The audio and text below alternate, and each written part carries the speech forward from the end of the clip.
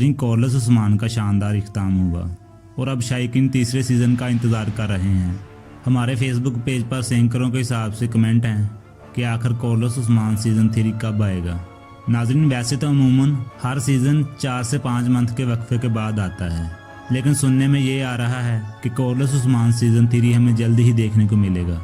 नाजरीन, आप सही सुन रहे हैं, कोरलेस उस्मान सीज़न 3 हमें जल्द ही देखने को मिलेगा।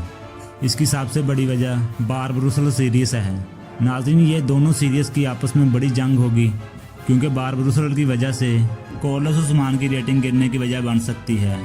इसीलिए बुज़दाक साहब इसको जल्द से जल्द लॉन्च करेंगे। तो नाज़रीन, आपके ख्याल में क्या है, इस जंग को कौन जीतेगा?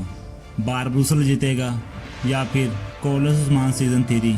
कमेंट बॉक्स में अपनी राय से लाजमी कीजिएगा। चलते हैं, फिर इंशाल्लाह नई वीडियो लेके आएंगे। अस्सलाम वालेकुम।